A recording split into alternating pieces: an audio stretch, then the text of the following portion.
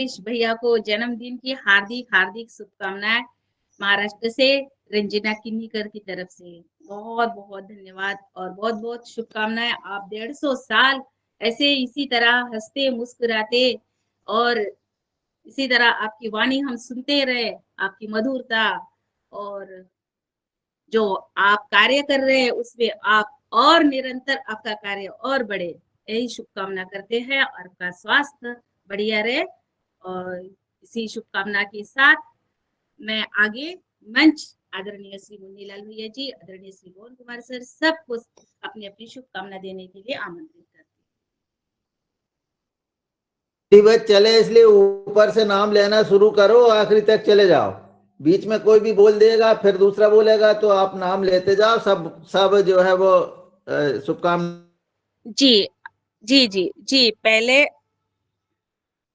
आदरणीय श्री मुन्नीलाल भैया जी। युवाहार कार्यक्रम के नींव के पत्थर, जिन्होंने इस युवाहार कार्यक्रम को बहुत अत्यधिक राष्ट्रीय अंतर्राष्ट्रीय स्तर पर शोभायमान कराया। भारत सरकार से सम्मानित Padmashri Munnilal sir, birthday boy की फोटो तो दिखाओ। दिख तो रही कहाँ है? है? पहले उन्हें तो आमंत्रित करो। है ना, दिख रहे हो आप? नेटवर्क में आ जाओ, थोड़ा सा बेरी के पेड़ के नीचे पहुंच जाओ, दिखेंगे हम, उसको दिख रहे हैं। तो ऐसे सरल सहज सरस्वती पुत्र और देवभूमि उत्तराखंड की पावन धरती पर जन्मे, और जिनकी बारे में अगर हम बात करेंगे तो बहुत समय लग जाएगा। अन्य साथियों को भी जन्मदिन की बधाई देना है। ऐसे ही हमारे प्रिय भाई दिनेश जी सेमवाल जी को जन्मदिन की हार्दिक बधाई शुभकामनाएं देता हूँ। सदा स्वस्थ रहें, सुखी रहें, प्रसन्न रहें, प्रगति करें और 1.5 साल तक इसी प्रकार से हंसते मुस्कुराते बने रहें। ऐसी जन्मदिन की हार्दिक बधाई और शुभकामनाएं देता हूँ। जी बहुत बहुत धन्यवाद। आगे आदरणीय बलराम जी, अगर मेरी आवाज आ रही है। डॉक्टर किशोर दुबे जी। धन्यवाद बहन जी। दिनेश जी को जन्मदिन की बहुत बधाई। आप स्वस्थ रहे, मस्त रहे, योगाहार की सेवा में रहे और हम सबके साथ रहे, और निश्चित रूप से देश की और जनता की सेवा आपके हाथों से हमेशा बनी होती रहे। आपको और आपके परिवार को बधाई। धन्यवाद। बहुत बहुत धन्यवाद। और आगे अजित कुमार जी जुड़े हैं, जो मैं उनको सादर आमंत्रित करती हूँ शुभकामना देने के लिए। आगे आदरणीय दुष्यंत जी, गणेश गौर जी। आदरणीय दिनेश भाई को बहुत बहुत जन्मदिन की शुभकामनाएं हैं, और उनका जो समाज के प्रति और राष्ट्र के प्रति जो निष्ठा है और जो सेवा के प्रति भाव है, उनको कोटि से नमन करते हुए उनकी जीवन में बहुत तरक्की हो और वो है ऐसे समाज के लिए, राष्ट्र के लिए निरंतर कार्य करते रहें।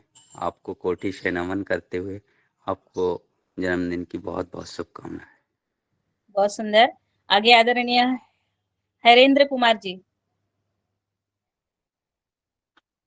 दिनेश सर को बहुत बहुत जन्मदिन की हार्दिक शुभकामनाएं। धन्यवाद जी बहुत बहुत धन्यवाद। और आगे आदरणीय बहन कल्पना कोटले जी।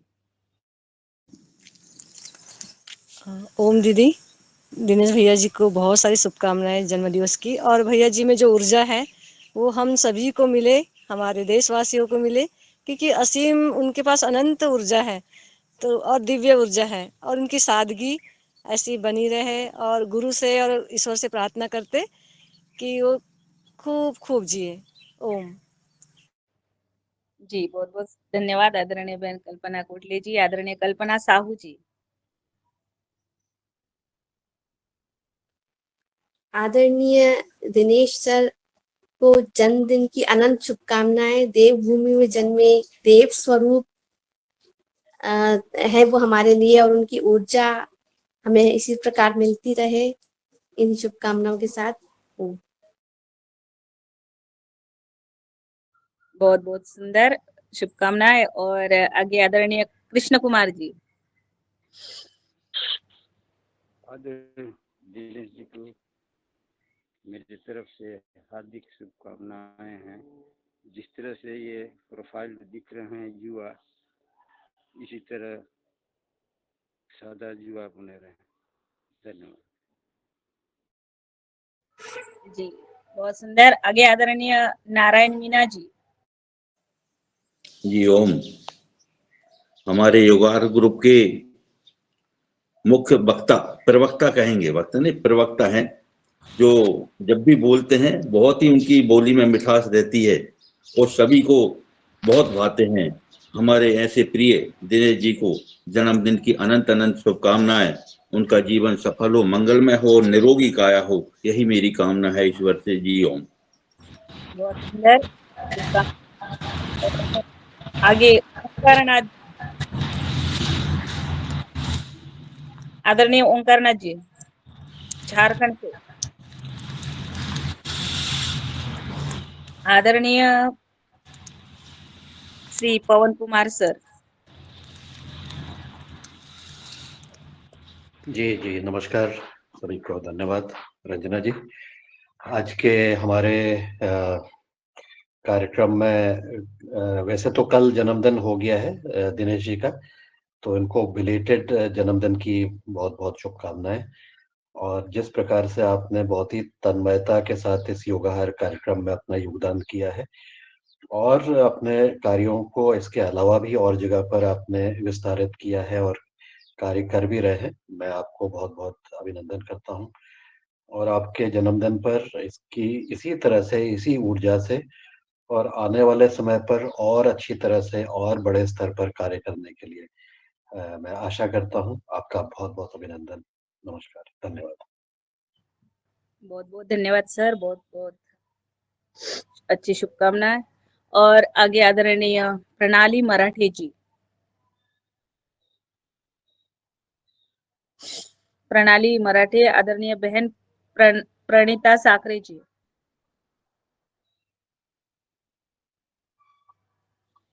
योगाहार परिवार के बहुत ही धर्म निष्ठावान, कर्म निष्ठावान, राष्ट्र निष्ठावान, सादगी से, सरलता से, विद्वत्ता से परिपूर्ण ऐसे महान हमारे डॉक्टर दिनेश भैया जी को जन्मदिन की अनंत अनंत शुभकामनाएं, बहुत बहुत बधाई।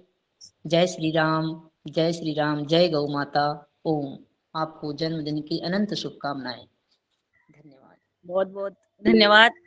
जय श्री राम। और आगे मैं चलती हूँ आदरणीय राकेश गौर जी। है ना मेरा। ओम ओम। हाँ रंजना। हाँ, बोलो बोलो। ओम जी सदन में नमन सभी को। आदरणीय दिनेश सेम्बाल जी को जन्मदिन की बहुत बहुत शुभकामनाएं। जी धन्यवाद बहुत। जी बहुत बहुत धन्यवाद। और आगे प्रणाली ताई बोला। ओम। योगाहार परिवार के एक अतुलनीय सदस्य, जिनका कार्य भी विराट है, विचार भी विराट है और बुद्धि भी विराट है, ऐसे राम भक्त, राम का स्वरूप आदरणीय दिनेश जी सेमवाल भाई जी, आपको जन्मदिन की अनंत शुभकामनाएं। आपका जीवन मंगल हो, पावन हो, राष्ट्र हित के लिए आपको अधिकाधिक प्रेरणा मिले और आप स्वस्थ रहे, मस्त रहे, ऐसी ईश्वर चरणी मैं प्रार्थना करती हूँ। ओम प्रणाम। जी बहुत बहुत धन्यवाद। और मैं आगे चलती हूँ रमेश चंद्र मेहरा जी। सदन को नमन। आज हमारे दिनेश भाई जी का जो जन्मदिन है, तो हम ईश्वर से प्रार्थना करते हैं कि वे हमेशा स्वस्थ रहें, मस्त रहें और वे ऐसे ही चिरायु रहें। जी ओम। बहुत बहुत धन्यवाद। आगे हमारे संतोष सर को तो देना ही है, मगर मैं पहले शशिकांत तिवारी जी। आदरणीय दिनेश सेमवाल को जन्मदिन की ढेर सारी शुभकामनाएं। ऐसे वो निरंतर कार्य करते रहे हमारे बीच में, ऐसी मेरी शुभकामनाएं। बहुत सुंदर। और आगे चलते हैं शिवजी माने सिंगुरिया। जन्मदिन की बहुत बहुत शुभकामनाएं। आदरणीय सिंगुरिया। आदरणीय भाई साहब श्री दिनेश सेमवाल जी को जन्मदिन की हार्दिक हार्दिक बधाई। जी बहुत सुंदर। आगे चलती हूँ और आगे है हमारे श्री जयदीप ज्योति कृषि केंद्र से हमारे भैया जी, आपका स्वागत है। आदरणीय दिनेश सर को जन्मदिन की बहुत बहुत शुभकामनाएं और सभी सदन को धनतेरस की हार्दिक हार्दिक शुभकामनाएं। जी बहुत सुंदर, बहुत बहुत धन्यवाद। आगे हमारे सुरेंद्र जी। सभी को प्रणाम। दिनेश भैया को जन्मदिन की बहुत बहुत शुभकामनाएं। ओम जी। जी और आगे चलते हैं हमारे शरद भैया। दिनेश जी को बहुत सारी जन्मदिन की शुभकामनाएं। हमेशा गुरुदेव माता जी का आशीर्वाद बना रहे और आप खूब तरक्की करें और आज धनतेरस से खूब धन बरसे आपके पास और आप इसी तरह जो कार्य है वो आप कार्य करते रहे। जी हो। बहुत सुंदर शरद भैया, आपने धन दे दिया आपको शरद दिनेश भैया को। और आगे चलते हैं हमारे विनायक काका जी। जी ओम सभी को हमारे योगाहार परिवार के सर्वे सर्वा दिनेश जी सेमाल भाई साहब को ढेर सारी बधाई और शुभकामनाएं। और आप ऐसे ही स्वस्थ रहे, मस्त रहे और योगाहार परिवार में की सेवा करते रहे। जी ओम। जी अब आदरणीय दिनेश भैया से मैं निवेदन करती हूँ, सब आप भी 2 शब्द कहे आदरणीय दिनेश भैया।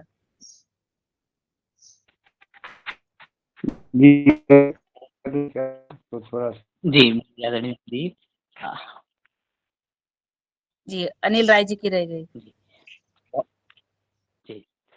जी ओम, सदन को प्रणाम।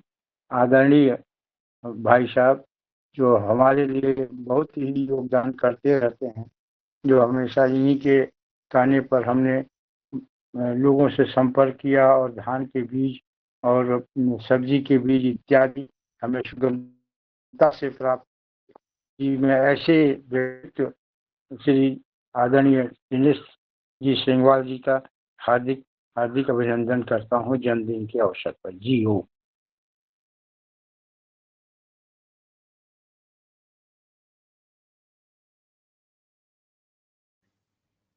दिनेश भाई। हाँ जी जी आदरणीय दीदी, सबसे पहले तो आदरणीय दीदी जो कि संचालिका है आज की, और आपके माध्यम से आप सभी मेरी अग्रजों का, मेरी श्रेष्ठ जनों का जो आशीर्वाद प्राप्त हुआ है, मैं आप सभी को इस अवसर पर बहुत बहुत धन्यवाद देता हूँ।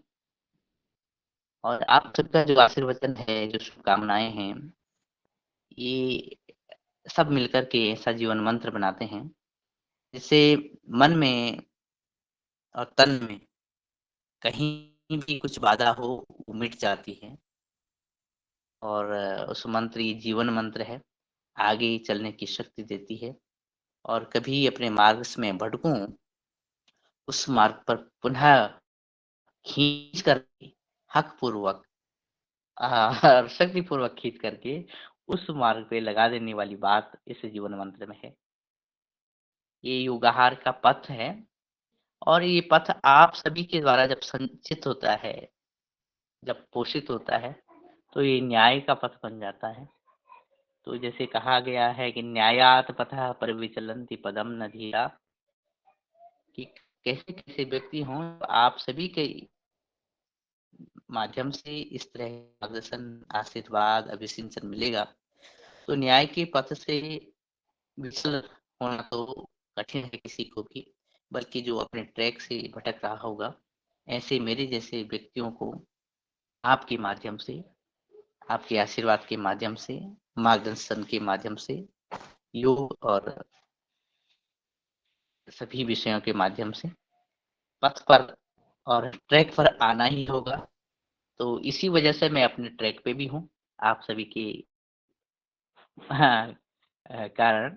और मैं धन्य हूँ कि अ, ये तो सही बात है कि जीवन में बहुत बड़े कार्य तो नहीं किए, लेकिन आप लोगों का आशीर्वाद मिलना मेरे लिए जीवन का सफल होना जैसा ही है। और मैं इस पथ पर आगे बढ़ता रहूं, इसका आशीर्वाद मुझे प्राप्त हुआ है। मैं आप सभी का बहुत बहुत धन्यवाद करता हूं। और मैंने अपने जो पीछे से किचन गार्डन की पुराने साल की फोटो लगाई है। अभी तो नए साल की तैयारी चल रही है। अभी दीदी का की वार्तालाप जब हुई उससे पहले मैं खेत में था, क्योंकि बरसात ज़्यादा हुई तो कुछ कर नहीं सके। तो मैंने सोचा कि अब पुराने किचन गार्डन की जिसमें विषमुक्त की यात्रा आपने कराई है, ये विषमुक्त यात्रा हमारे आगे बढ़ती रहे। हम विषमुक्त और योग युक्त जीवन को के साथ मैं पुनः बहुत-बहुत धन्यवाद करता हूँ आप सभी आदरणीयों को। और गुरु सत्ता को प्रणाम करते हुए मैं वापस आता हूँ आदरणीय रंजना बहन जी के पास। और जी, बहुत-बहुत धन्यवाद। बहुत सुंदर। और आज धनत्रयोदशी है और धनत्रयोदशी की भी आपको शुभकामनाएँ। और इसी तरह आपने जो विषमुक्त कहा है और वही हमें योग और हमारा आहार होना चाहिए। इसीलिए आज के हमारे मुख्य वक्ता आदरणीय डॉक्टर संतोष चौहान जी, सूक्ष्मजीव विशेष तज्ञ पुणे महाराष्ट्र से सबसे परिचित है। और आज उनका विषय जो है प्रयोगशाला फार्म लैब पर, और उनका भी समय बहुमूल्य है, मगर वो हमारे मंच पर बिल्कुल शनिवार के लिए तत्पर रहते हैं। ऐसे हमारे ऊर्जावान संतोष चौहान सर को मैं मंच पर सादर आमंत्रित करती हूँ और उनकी भी शुभकामना रह चुकी है, तो वो भी शुभकामना दे। जी नमस्कार। आदरणीय दिनेश भैया को जन्मदिन की बहुत बहुत शुभकामनाएं। और इस मंच पर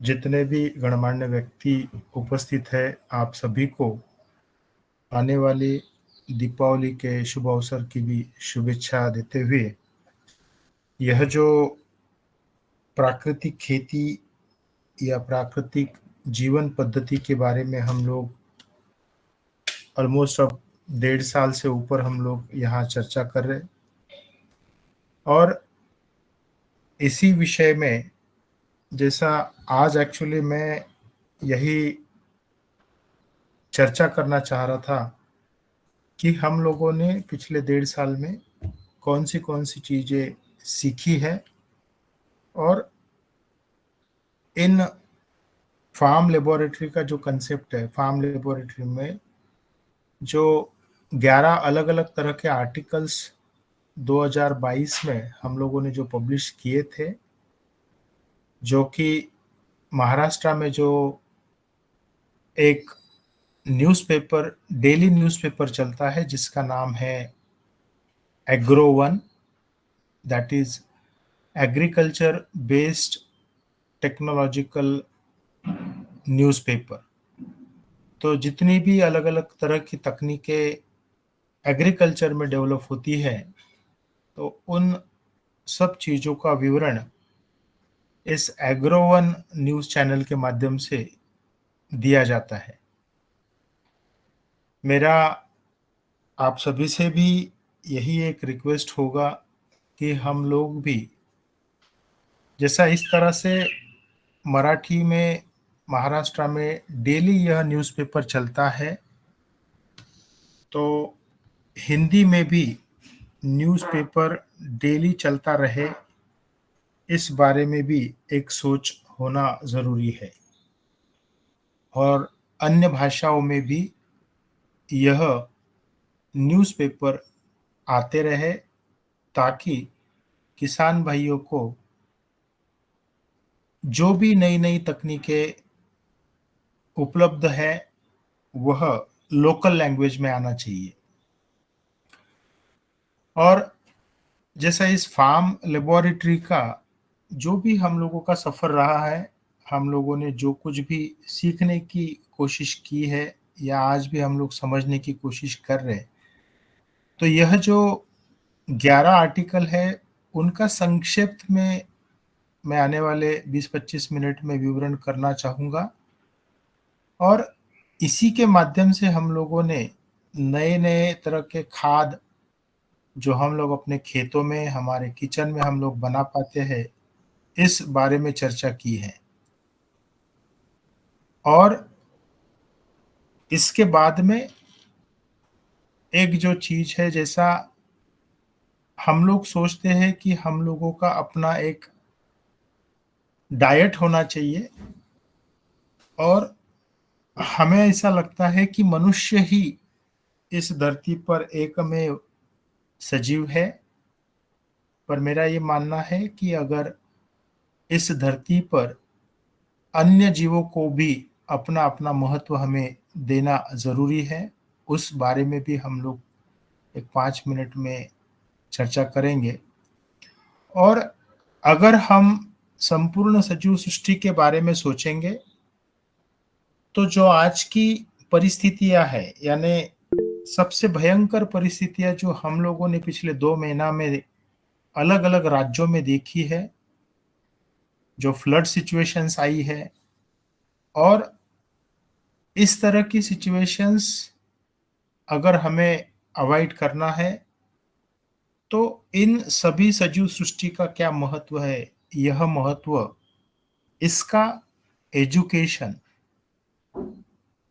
हर किसी को, यानी जैसा आज हम कहते हैं कि हमारे घर के जो बच्चे होते हैं, वो कक्षा पहली से लेकर ग्रेजुएशन, पोस्ट ग्रेजुएशन या इवन हायर एजुकेशन जो पीएचडी वगैरह करते हैं, तो सिर्फ इन बच्चों को ही नहीं, तो हर किसी को, हर व्यक्ति को एजुकेशन इन चीज़ों का देना बहुत ज़रूरी है। तभी यह जो सजीव सृष्टि है, वह या धरती है, ब्रह्मांड है, ये अच्छे से चल पाएगा। तो जो फार्म लेबोरेटरी का कंसेप्ट यहाँ पर हम लोग पिछले 1.5 साल से चर्चा कर रहे हैं कि फार्म लेबोरेटरी क्यों होनी चाहिए। इसके बहुत से कारण हम लोगों ने इससे पहले भी समझे हैं कि फार्म लेबोरेटरी होने का एक बेसिक रीज़न कि 1960 से लेकर तो आज तक हम लोगों ने खेती में केमिकल फर्टिलाइज़र एवं केमिकल पेस्टिसाइड का उपयोग बड़े पैमाने पे किया, और उसकी ही दिक्कतें आज हम लोग देख रहे हैं। और सिर्फ खेती में ही केमिकल फर्टिलाइज़र, पेस्टिसाइड नहीं, यानी मेन पॉइंट है केमिकल। सिर्फ खेती में ही नहीं, तो हम लोगों ने अपने जैसा जीवन पद्धति है उसमें भी केमिकल को ऐड ऑन किया है। यानी पिछले सप्ताह हम लोग इस विषय पे चर्चा शुरू किए थे कि हम लोग सुबह उठने से लेकर तो रात्रि सोने तक, जैसे सुबह में हम लोग टूथपेस्ट से लेकर तो रात्रि हम लोग सोने तक आज अलग-अलग तरह के केमिकल्स में जैसा उसके दुष्परिणाम हम लोग देख रहे हैं। और इन केमिकल के साथ में भी, जैसा सुबह उठने के बाद पहले हम लोग मोबाइल देखते हैं और रात्रि सोने से पहले भी हम लोग मोबाइल देखते हैं, और उसी के साथ साथ मोबाइल सर के पास में रख के सोते हैं। तो ये सारे जो भी सारी चीजें हैं, आदतें हैं, इन सभी का जो असर आज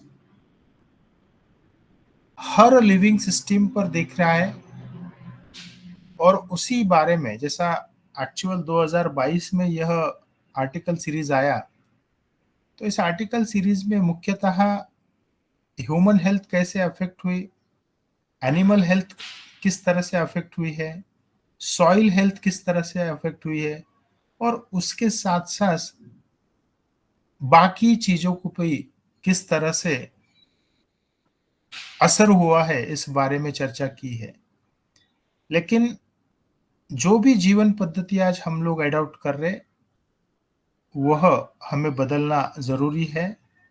और सिर्फ प्राकृतिक खेती ही नहीं, तो प्राकृतिक जीवन पद्धति भी यह हमें एडॉप्ट करना जरूरी है। और यही चीज यह फर्स्ट आर्टिकल में लिखी गई। और उसके साथ में जैसा हम लोगों ने फार्म लेबोरेटरी, तो जब किसी भी चीज को लेबोरेटरी कहा जाता है, तो लेबोरेटरी में ऐसी कौन सी चीजें हैं जो महत्व की है। अब यहाँ पर यह जो 2 फोटोग्राफ्स है, जैसा ट्राइकोडर्मा का मदर कल्चर का प्लेट है और उसके बाजू में ट्राइकोडर्मा का मीडिया है, तो 2 चीजें ज्यादा से ज्यादा फोकस की गई है इस आर्टिकल सीरीज में। सूक्ष्म जीवों को महत्व दिया गया और सूक्ष्म जीवों का भोजन, जैसे हम मीडिया कहते हैं। तो इसके साथ साथ जैसा हम लोग अलग अलग तरह की जो मशीन्स है, जैसा रोटरी शेकर है, इडली कुकर है, इन सभी के बारे में हम लोगों ने चर्चा की। दूसरा जो आर्टिकल था, उस आर्टिकल में अब हमें खाद अगर बनाना है तो हमें रॉ मटेरियल चाहिए। और मेरा यह स्पष्ट रूप से मानना है कि रॉ मटेरियल किसान भाइयों के अपने खुद के घरों में उपलब्ध होता है, उनके गांव में उपलब्ध होता है। और कुछ चीजें अगर गांव में देहात में ना मिले, तो तहसील वाली जो जगह होती है वहां पर 100% ये सारी चीजें मिल जाती है। और कुछ चीजें ऐसी होती है कि मान लो शुगर फैक्ट्री है, दाल मिल है, तो इन सभी जितने भी अलग अलग तरह के व्यवसाय है, उनके माध्यम से रॉ मटेरियल हमें मिल सकता है।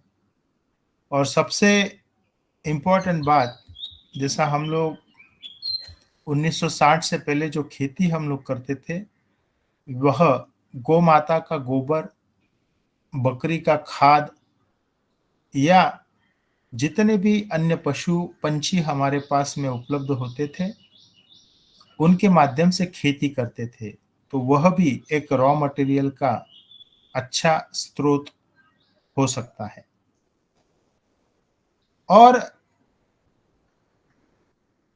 जैसा हम लोग कहते हैं कि टेक्नोलॉजी या तकनीक, इसका उपयोग हर एरियाज में, हर सेक्टर में होना जरूरी होता है। तो यही तकनीकों का उपयोग करके अलग अलग तरह के सूक्ष्मजीव कैसे बन सकते हैं, उस बारे में भी हम लोगों ने चर्चा की है। जैसा मैं खुद जब नेशनल केमिकल लेबोरेटरी में जब मैं पीएचडी करता था, या अलग अलग माइक्रोबायोलॉजी डिपार्टमेंट में जब मैं काम करता था, तो हमें सिखाया गया कि किसी भी न्यूट्रिएंट का या मीडिया का या भोजन का स्टरिलाइजेशन अगर करना है तो ऑटोक्लेव का महत्व है। लेकिन उसी ऑटोक्लेव की जगह इडली कुकर भी अच्छी तरह से काम कर सकता है। और अलग अलग तरह के मॉडिफिकेशंस करके सूक्ष्म जीवों का निर्माण अपने खुद के खेत में कैसे किया जाए, उस बारे में यह थर्ड आर्टिकल, जो ट्राइकोडर्मा प्रोडक्शन के लिए लगने वाली सारी सामग्री है। और जैसा मान लो ट्राइकोडर्मा यह जो सूक्ष्म जीव है, उस सूक्ष्म जीव का मदर कल्चर भी मेंटेन होना बहुत जरूरी है। जैसा आज हम लोग पैसा अपने बैंक में रखते हैं, इन्वेस्ट करते हैं, उसी तरह सूक्ष्म जीवों की बैंक भी होना बहुत जरूरी है। जैसा यह विषय भी हम लोगों ने चर्चा किया कि माइक्रोबियल कल्चर्स की बैंक होवे, अलग अलग तरह के इंसेक्ट्स जो प्रकृति के लिए अच्छे होते हैं उनकी भी बैंक होवे, तो यह मदर कल्चर की प्लेट और सारी सामग्री, इस बारे में भी हम लोगों ने अच्छी तरह से चर्चा की है। लेकिन पिछले 2 या 3 सालों से एक चीज मैं देखते आ रहा हूं कि नए नए किसान जुड़ते हैं और जो बेस है वह बेस समझाना भी जरूरी होता है। और यह जो थर्ड आर्टिकल जिसमें हम मास्टर लेबोरेटरी और बेसिक लेबोरेटरी, जैसा अभी यहाँ पर मुख्यतः अगर हम लोग देखें तो इटारसी के आसपास जितने भी अपने किसान भाई हैं, दादू है, शरद भैया है, या गौर साहब है, या और भी जितने गणमान्य व्यक्ति है, इन सभी ने शुरुआती दौर में बेसिक लेबोरेटरी एस्टैब्लिश की। और मास्टर और बेसिक लैब में क्या डिफरेंस है, तो यह चीज यहाँ दिखाई गई कि मास्टर लेबोरेटरी में अलग अलग तरह के मशीन्स भी लगते हैं, यानी सिंपल सा रोटरी शेकर भी होना जरूरी होता है। पर बेसिक लैब में सिंपल सा इडली कुकर, इसका उपयोग करके भी हम लोग अलग अलग तरह के खाद्य बना सकते हैं। और हर चीज का अपना अपना महत्व इस मास्टर और बेसिक लैब के अलग अलग सामग्री के माध्यम से बताया गया। और जैसा हम लोग आज प्राकृतिक खेती जब करते हैं, तो प्राकृतिक खेती में यहां आप देख सकते हो कि ट्राइकोडर्मा हम लोग A to Z यानी शुरुआती दौर से लेकर आखिरी फार्मर फाइनल प्रोडक्ट तक यह किस तरह से बनाना चाहिए, उस बारे में भी हम लोगों ने चर्चा भी की। और आप में से बहुत से गणमान्य व्यक्ति वाशिम आकर वहां पर यह फार्म लेबोरेटरी में किस तरह बनता है यह आपने देखा है। और आज आप सभी लोग यह सूक्ष्म जीव अलग अलग माध्यम से बना रहे हो। जैसा मैंने बेसिक लैब और मास्टर लैब कहा, तो मास्टर लैब के माध्यम से इस तरह से ट्राइकोडर्मा बनता है। लेकिन बेसिक लैब यानी सिंपल सा जो हम लोगों ने नवधान आटा का जो स्लरी है, उस माध्यम से हम लोग भी अलग अलग तरह के सूक्ष्म जीव बना सकते हैं। और इन सूक्ष्म जीवों का अपना एक विशिष्ट भोजन होता है। उस भोजन के माध्यम से यह सारे सूक्ष्म जीव कैसे बनते हैं, उस बारे में भी हम लोगों ने चर्चा की है। और हर अलग अलग तरह के न्यूट्रिएंट का क्या महत्व है, इस बारे में भी हम लोगों ने चर्चा की है।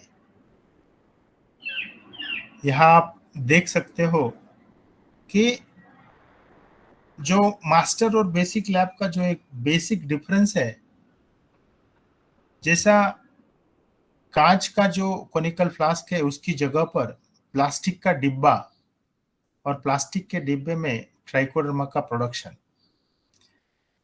और यहाँ पर एक्चुअली एक चित्र नहीं है, लेकिन मैं जब 2006 में जर्मनी में इंस्टीट्यूट फॉर बायोलॉजिकल कंट्रोल, इस संस्था में मैं जब काम करता था, तो वहां पर एक सॉलिड स्टेट फर्मेंटर नामक एक मशीन था, जिस मशीन की कीमत 25 लाख रुपए 2006 में थी। 25 लाख रुपए। तो उस मशीन में जो चीजें बनती थी वही चीज आज यहाँ पर 35 या 40 रुपए का जो डिब्बा होता है प्लास्टिक का, उसके माध्यम से ट्राइकोडर्मा जैसा खाद बनता है। तो जो हम लोग जुगाड़ कहते हैं, लेकिन जुगाड़ के लिए भी एक नॉलेज, एक टेक्नोलॉजी, उसके बारे में समझना जरूरी है, और उस माध्यम से हम लोग अलग अलग तरह के खाद आसानी से बनाना शुरू किए। और जैसा मैंने इससे पहले भी जब प्रशिक्षण में हम लोग 2 दिनों तक यह सब चीजें देखते हैं, सुनते हैं, तो एक चीज मैं हमेशा प्रशिक्षण में कहता हूं कि जैसा कल्चर बैंक है, तो कल्चर बैंक में अलग अलग सूक्ष्म जीवों का कल्चर हमें मेंटेन करना जरूरी है, वह उसकी बैंक होना जरूरी है। तो जिस तरह से डेयरी मिल्क का चॉकलेट होता है, या हम लोग वो खोबरे की गोली खाते थे पहले, आज के 40 साल पहले मिलती थी खोबरे की गोली, तो वो रैपर में जो खोपरे की गोली होती थी, उसी तरह आने वाले समय में ट्राइकोडर्मा के मदर कल्चर हम लोग जो बकरी से जो लेंडी मिलती है या बकरी का जो खाद होता है उसके ऊपर, या जो आर्टिफिशियल मीडिया होता है उसके माध्यम से, या ज्वार की रोटी के माध्यम से जैसा खाकरा होता है, उसी तरह मदर कल्चर्स आने वाले समय में प्रिजर्व किए जाएंगे। और इन सभी सूक्ष्म जीवों का महत्व क्या है, जैसा यहाँ पे हम लोग देख पा रहे कि जो 5वां जो आर्टिकल था कि ट्राइकोडर्मा को एक संजीवनी कहा गया है। और संजीवनी कहने का जो बेसिक रीजन था कि यह बहुत अच्छा फंगीसाइड है, यह बहुत अच्छे से प्लांट की ग्रोथ करता है, यह कीटनाशक करके भी काम करता है, जो केमिकल पेस्टिसाइड हम लोग यूज करते हैं उसका डिग्रेडेशन भी करता है, जो निमेटोड जैसी दिक्कतें हमें अलग अलग फसलों में आती है उस निमेटोड का भी कंट्रोल करता है, या जो मच्छर जैसी अलग अलग प्रॉब्लम्स है उन्हें भी सॉल्व करने में ट्राइकोडर्मा का उपयोग दिखाया गया है।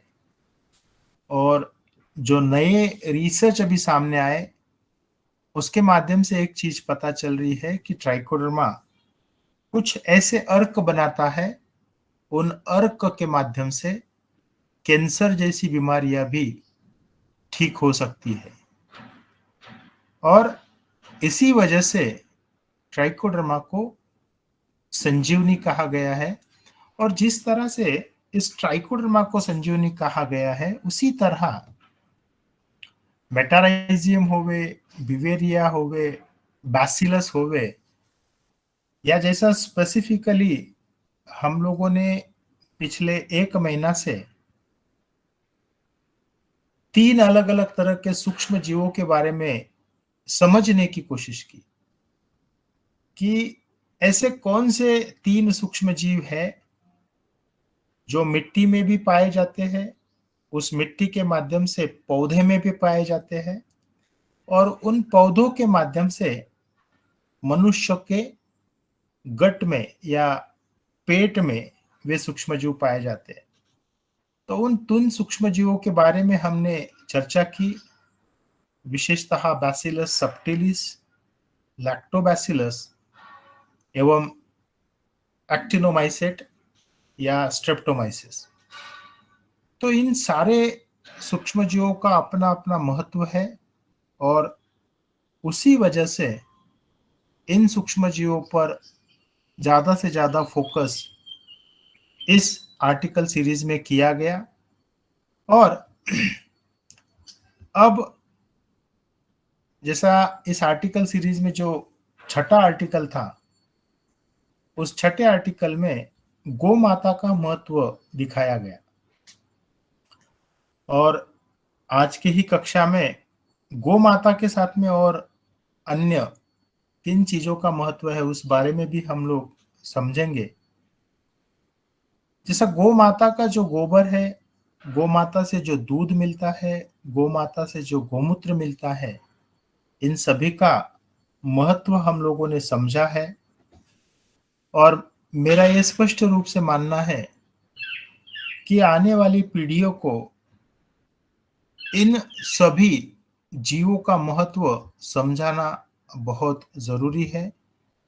और जिस तरह से गौ माता का महत्व इस छठे आर्टिकल में दिखाया गया, उसी तरह जो भैंस का महत्व है, जैसा गाय, भैंस, बैल, तो भैंस का जो महत्व है उस बारे में भी इस आर्टिकल में चर्चा की गई। और इन पशुओं का जो खाद मिलता है, उस खाद का एक्चुअल बायोटेक्नोलॉजी क्या है। जैसा यहाँ पे यह जो भैंस का जो फार्म है पूना में, इस भैंस से जो गोबर मिलता है, उस गोबर से बायोगैस बनती है, इलेक्ट्रिसिटी बनती है, और अलग अलग तरह की मशीनें चलाने के लिए उस इलेक्ट्रिसिटी का उपयोग होता है। तो तकनीकें किसानों के खेतों में भी देखने को मिलती है, और इनके साथ साथ जैसा सूक्ष्म जीव तो काम करता है, लेकिन सूक्ष्म जीव किस तरह से काम करता है, या अलग अलग जीव काम करता है लेकिन किस तरह से करता है, तो उनके जो अर्क होते हैं, जिसे हम जैविक अर्क कहते हैं। जैसा मान लो समुद्र में जो सीवीड आता है, तो सीवीड का अपना एक महत्व है खेती के लिए। जैसे अलग अलग तरह के पत्थर हमें देखने को मिलते हैं खेतों में, पहाड़ों में, तो उन पत्थरों के माध्यम से भी अलग अलग अर्क मिलते हैं, उससे भी खेती अच्छी होती है। और यह जो जैविक अर्क है, इनका उपयोग करके ग्रैनुलर फर्टिलाइजर और विशेष करके अपने घर का जो साबूदाना है, सोया चंक है, राशन का चावल है, या गौ माता का गोबर है, इनका उपयोग करके ग्रैनुलर फर्टिलाइजर भी अच्छी तरह से किस तरह बनाए जाते हैं, वह इस 8वें आर्टिकल में दिया था। और जो सबसे सिंपल, जैसा हमने इससे पहले भी सुना समझा कि नवधान आटा की स्लरी है, उस स्लरी में गौमूत्र की स्लरी, छाछ की स्लरी, ट्राइकोडर्मा की स्लरी और अन्य अलग अलग चीजों से हम लोग स्लरी बना सकते हैं। उसके माध्यम से हमें अर्क प्राप्त होते हैं, और उन अर्क का उपयोग कीटनाशक एवं फंगिसाइड करके या अलग अलग तरह के माइक्रोबियल पेस्टिसाइड करके हम लोग काम कर सकते हैं। और जो एक विशेष, जैसा हम लोग नीम तेल, करंज तेल या सीवीड एक्सट्रैक्ट का उपयोग करके अलग अलग तरह के बायोजाइम के जेल्स कैसे बनाए जाए और खेतों में ही किसान भाई कैसे बनावे, यह प्रैक्टिकली भी करके दिखाया जाता है। और उसी का विवरण 9वें आर्टिकल में, 9th आर्टिकल में दिया गया है। और सबसे इंपॉर्टेंट बात कि जो वेस्ट होता है, फिर वो अपने किचन का होवे, अपने खेती का होवे, या अन्य जगह पे जो वेस्ट हम लोग क्रिएट करते हैं, उस वेस्ट का कन्वर्शन भी खाद में कैसा किया जाए, इसका विवरण आर्टिकल नंबर 10 में दिया था। और वेस्ट का कन्वर्शन बहुत अच्छा, जैसा जिस तरह अर्थवर्म मैन्यूअर डेवलप हम लोग करते हैं, उसी तरह वेस्ट का कन्वर्शन खाद में हो सकता है। और उसी खाद को अलग अलग तरह की फसलों में उपयोग करने के बाद फसलें न्यूट्रिशियस डेवलप होती है, और सबसे आखिरी जो आर्टिकल और बेसिकली जो सेकंड जो एम है फार्म लेबोरेटरी का, जैसा पहला एम था कि खाद किसान भाई ने अपने खेत में बनाना चाहिए, और सेकंड जो एम है, टारगेट है, एम्प्लॉयमेंट जनरेशन इन विलेजेस, अपने देहात में ही किसान भाइयों को एवं वहाँ के जो जैसा किसानों के घर के ही बच्चे हैं या अन्य लोगों के बच्चे हैं, उन्हें उन सबका एम्प्लॉयमेंट अपने अपने गांव में ही होवे। और उसके पीछे एक रीजन भी था। जैसा मैं पिछले 25 सालों से पूना जैसे शहर में रहता हूँ, आप सभी लोग भी बड़े बड़े शहरों में रहते हैं, लेकिन बहुत से लोग आज भी देहात में रहते हैं। तो देहात का और बड़े शहर का डिफरेंस यह उम्र के आखिरी पड़ाव में समझ में आता है। जब हमारी उम्र 50 साल की हो जाती है, तब देहात का महत्व समझने लगता है। और मेरा ये मानना है, जैसा आज महाराष्ट्र में पूना है, बम्बई है, या फिर अलग अलग जो मेट्रो सिटीज है अपने भारत भर में, दिल्ली है, कलकत्ता है, चेन्नई है, तो इन सभी बड़े बड़े शहरों में आज हम लोग देखते हैं कि पॉपुलेशन एक्सप्लोजन हुआ है और उसकी वजह से सारी दिक्कतें होती है। लेकिन देहात में रह के ही अच्छी जीवन पद्धति हम लोग जी पाते हैं। और मेरा यह स्पष्ट रूप से मानना है कि देहात में अगर एम्प्लॉयमेंट जनरेट किया जावे तो यह सारी जो दिक्कतें हैं वह दिक्कतें नहीं आएगी। और इस तरह से यह 11 आर्टिकल की सीरीज 2022 में एग्रोवन नामक न्यूज़पेपर में पब्लिश की गई। लेकिन मेरा ये मानना है कि पिछले 3 सालों में भी बहुत सी चीजें हैं किसान भाइयों के माध्यम से सीखने को मिली। तो इन सभी आर्टिकल्स का एक जैसा शॉर्ट विवरण आने वाले समय में हम लोग करने वाले हैं और संक्षिप्त रूप में इसे एक आर्टिकल में बैठाने की कोशिश होगी। और इसी के साथ अभी यहाँ पर मैं एक चीज और यहाँ ऐड करना चाहता हूँ, जिसे इस सभी माध्यम से एक ही चीज कहने की कोशिश हुई कि हमें सिर्फ अपने यानी मनुष्य प्राणी के बारे में ही सोचना जरूरी नहीं है, उसके साथ साथ safe food for all living system, यानी जिस तरह मनुष्य प्राणी का हक है उसी तरह अन्य सजीवों का भी अपना हक है और उन्हें अपना सेफ फूड मिलना जरूरी है, तभी ये सारी चीजें चलेगी। जैसा गोमाता के बारे में भी हमें सोचना बहुत जरूरी है। और मेरा यह स्पष्ट रूप से मानना है कि यह पृथ्वी या ब्रह्मांड अगर चलना है तो मनुष्य के साथ साथ अन्य सारी जो सजीव सृष्टि है उसका भी अपना अपना एक महत्व है। इसके पीछे का जो साइंस है, यह साइंस भी समझना जरूरी है। जैसा गोमाता है, बकरी है, या इवन सुअर है, जो आज हम लोगों की एक आदत है, हम लोग कचरा डालना शुरू किए, कचरा रास्ते पर फेंका जाता है, उस कचड़े का कन्वर्शन अलग अलग तरह की मैगेट्स जो इंसेक्ट है, वे इंसेक्ट कचड़े का कन्वर्शन खाद में करते हैं, उनका भी अपना एक विशेष महत्व है। अलग अलग तरह के पंछी है, जैसा कौवा है, कौवे का एक विशिष्ट महत्व है। हर पंछी को भी हमें किस तरह से मेंटेन करना चाहिए उनके बारे में भी हमें सोचना जरूरी है।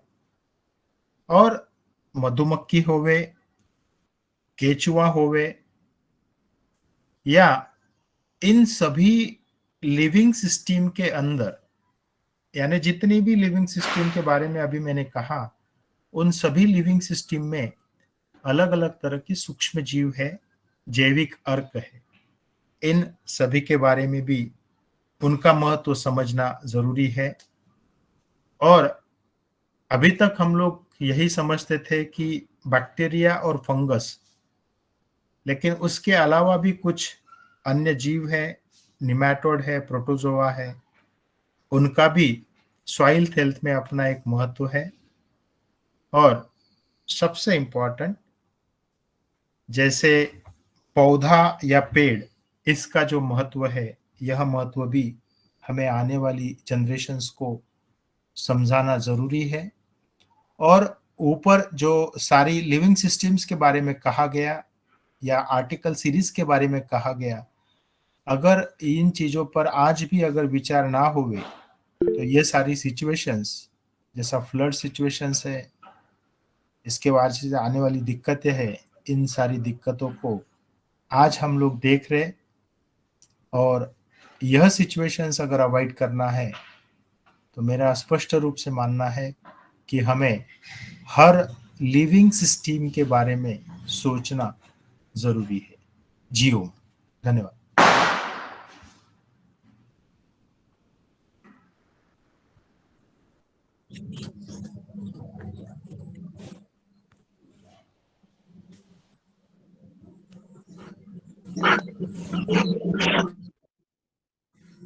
आदरणीय संतोष भाई, शरद भैया आगे बढ़ाएं।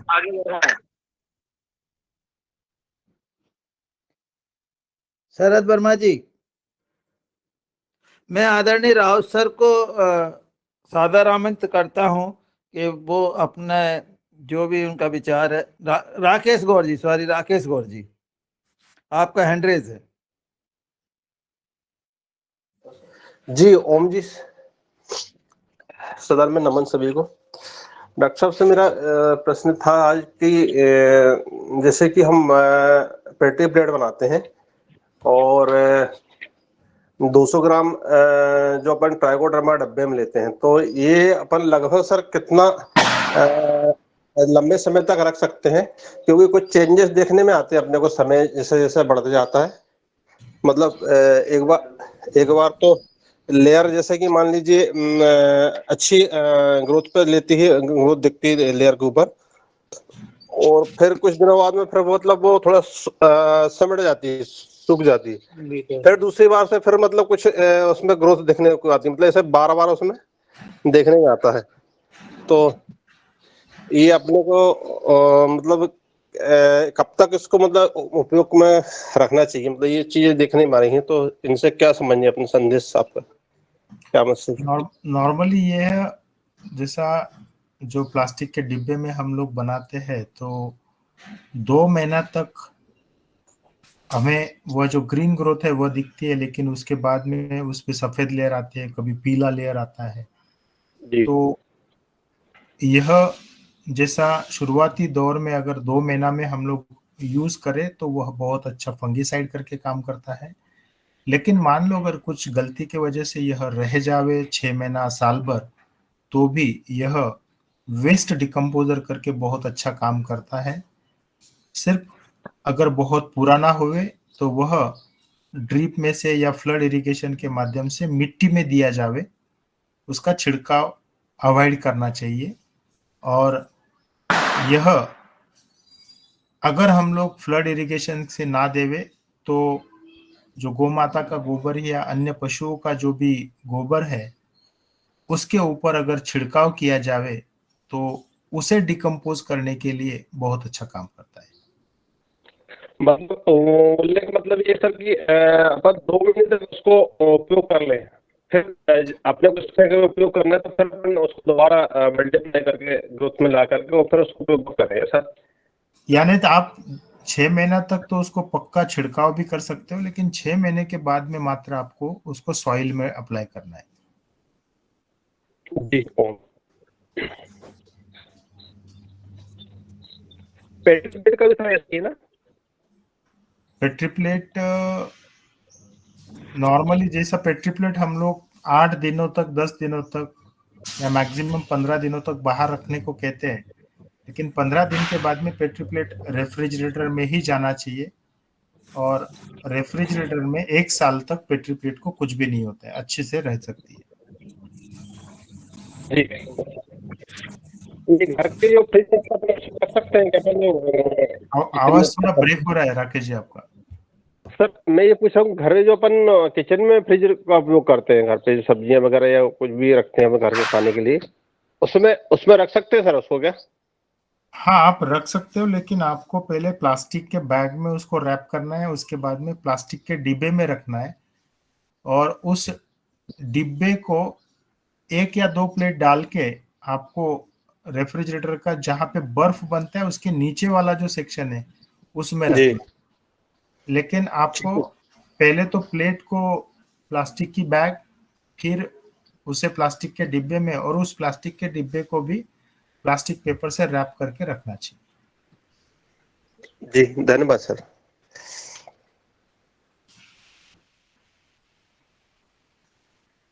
आदरणीय दिनेश सर का हैंड था, तो मैं उन्हें सादर आमंत्रित करता हूं और सदन में जिनका भी प्रश्न हो वो हैंड रेज करें।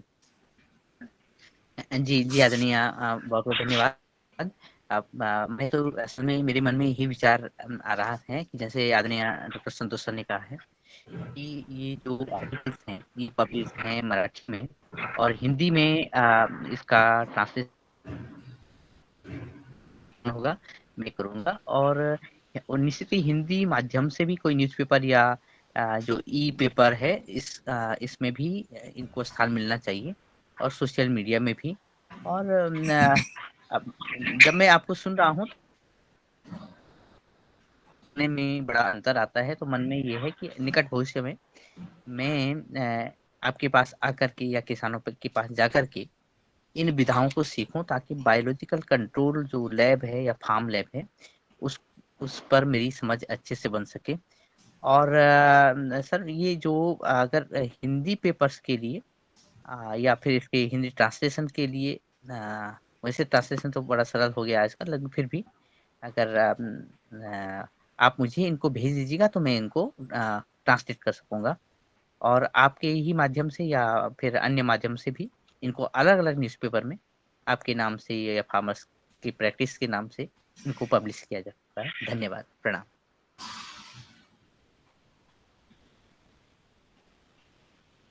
जी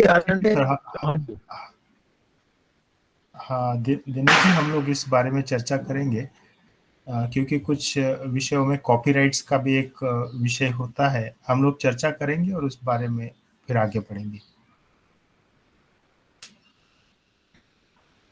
सर मेरा स्वयं का प्रश्न है कि जो बायोजान की आपने बात की है और अभी हमारे क्षेत्र में गेहूं, चना, मटर ये फसल लगने वाली है, तो हम किस किस तरह के बायोजान बना करके उनका उपयोग कर सकते हैं और कब कब उपयोग करें, इसके संबंध में थोड़ी जानकारी देने का कष्ट करें सर।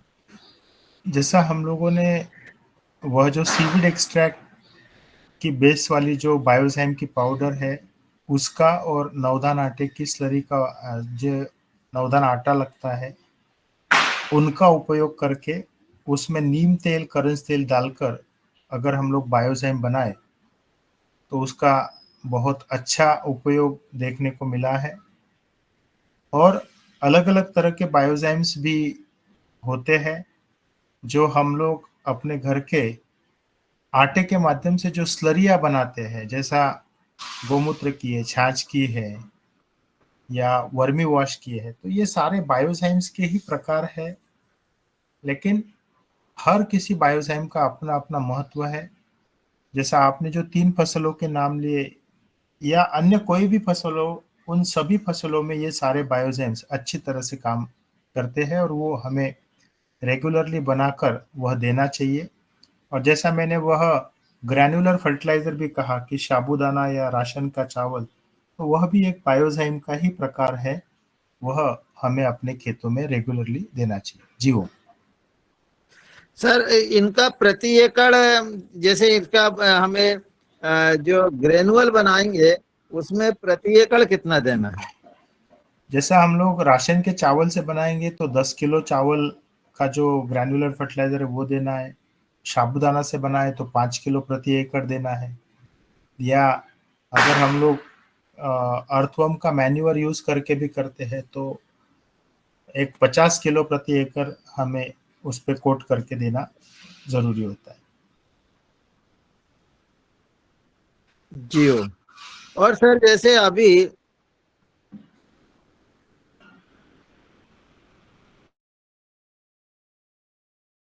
अभी हम सर गौशाला में काम कर रहे हैं और गौशाला में हमारे पास पुराना गोबर भी पड़ा हुआ है, नया गोबर भी है, तो इसका उपयोग हम डिकम्पोजर के माध्यम से किस किस का कर सकते हैं? जैसे हमारे पास 9 तरह के सूक्ष्म जीव है, तो इनमें से किन किन का उपयोग किया जा सकता है? जी ओम। सवाल रिपीट करोगे, मुझे थोड़ा सुनाई नहीं। जी सवाल रिपीट कीजिए ना, मुझे सुनाई नहीं दी।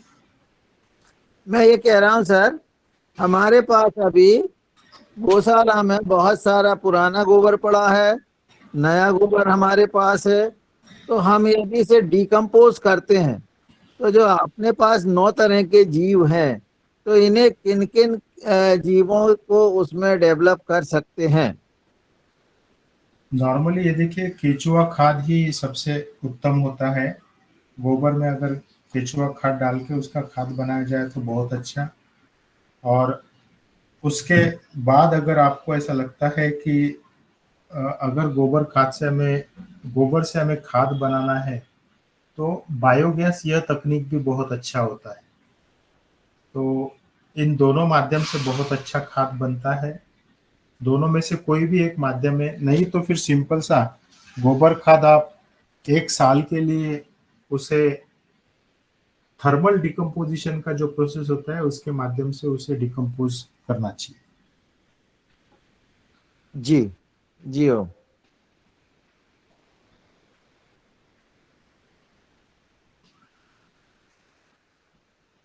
जी मैं 5 मिनट और सदन का ले लेता हूं और आदरणीय सिंगोरिया जी का हैंड रेज है तो वो अपना प्रश्न करें। 5 मिनट बाद हम अपनी कक्षा को समापन करेंगे। सदन को सादर नमन। सर मैंने धान में जो है नवधान स्प्रे का जो है स्प्रे किया पावर स्प्रेयर से, तो 2 स्प्रे किए थे, तो वहाँ पे वेजिटेटिव ग्रोथ तो हुई है, लेकिन उसका जो लेट हो गई सर धान। और जो अपना बैटरी स्प्रेयर से स्प्रे किया था वहाँ पे ठीक है स्थिति। समझ में नहीं आया सर कारण कुछ, यहाँ पे मतलब तेज मात्रा हो गई थी, वहाँ पे वेजिटेटिव ग्रोथ तो हुई है लेकिन वो लेट हो गई धान हमारी, ये कारण थोड़ा नहीं। एक्चुअली जैसा हम लोगों ने इससे पहले भी एक चर्चा की है कि इसकी जो मात्रा है, यह मात्रा भी बहुत इम्पोर्टेंट होती है और यह स्लरी वेजिटेटिव ग्रोथ करने में बहुत बड़ा काम करती है। और एक चीज जैसा मैं हर बार कहता हूँ कि इसका छिड़काव एक बार ही होना चाहिए। अगर फसल 3 या 4 महीने से कम वाली फसल होगी तो इसके अगर छिड़काव 2 से 3 बार हो जाते हैं तो वह दिक्कत करता है। और जो दिक्कत आपने यहाँ पे देखी है, और मिट्टी में से अगर आप ये देवे, मान लो अगर आप 50 बार भी देवे सॉइल एप्लीकेशन के माध्यम से, तो वह अच्छा ही होता है, दिक्कत नहीं करता है। जी आदरणीय डीडी शर्मा जी। नमस्कार जी, डॉक्टर संतोष चौहान जी। मैं सर आपसे ये कहूँगा कि एप्पल के केस में कैसे करें? जैसे आपका रूट रॉट है और कॉलर रॉट है, सेकेंडली खैर वो आपका रूट बोरर और शूट बोरर तो उसमें से है ही है सर। तो मैं चाहता हूँ कि कुछ एक ट्रायल्स किए जाएं एप्पल में, तो आप क्या सुजेस्ट करते हैं? सर जितने भी माइक्रोबियल प्रॉब्लम्स है, माइक्रोबियल इन्फेक्शंस के प्रॉब्लम है, उसके लिए छाछ की स्लरी का प्रयोग किया जावे। और जितने भी इंसेक्ट रिलेटेड यानी रूट बोरर है, शूट बोरर है, तो इन सभी के लिए मेटाराइजियम या बिवेरिया की नवधा नाटा की स्लरी बनाकर अगर उपयोग किया जाए तो उसके यानी जैसा मैंने इससे पहले भी कहा है कि हर राज्य से अगर 3-3, 4-4 किसान एक साथ में आ जावे तो वे सारे किसान जैसा प्रॉपर अपने अपने राज्य की जो फसलें होती है, जैसा आज हिमाचल है तो हिमाचल में एप्पल की खेती होती है, तो ये सारी जो फसलें हैं उसके ट्रायल्स होना जरूरी है। हाँ, तो वही मैं सोच रहा था कि आप कुछ एक मुझे मेथोडोलॉजी दें कि किस तरह के ट्रायल यानी यह सब ट्रायल्स के लिए मैंने जो एक डेटा मांगी था कि जितने भी किसान भाई इंटरेस्टेड है वे अपने नाम उनके वहां की फसलें ये अगर आ जाती है तो हम प्रॉपर ट्रायल्स भी आने वाले समय में इसमें कर पाए।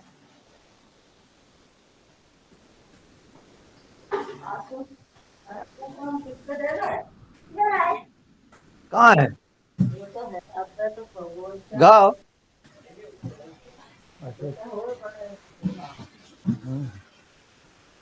हेलो जी। नहीं, जैसा जो हम लोगों ने इससे पहले भी एक विषय छेड़ा था कि अलग अलग राज्य में हमें 3 से 4 किसान भाइयों के माध्यम से अगर हम लोग ट्रायल करते हैं 2 सालों तक 3 सालों तक तो गवर्नमेंट ऑफ इंडिया इसको कहीं ना कहीं अप्रूवल भी दे सकता है। उस बारे में विषय भले अगले सप्ताह हम लोग छेड़ पाएंगे तो अगले सप्ताह हम लोग इस विषय पे चर्चा रखते हैं। जी आदरणीय, मैं शरद भैया को सादर आमंत्रित करता हूँ ब्याह और अपना यदि कोई क्वेश्चन है तो करें, नहीं तो आभार प्रकट करें। जी ओम। शरद वर्मा जी।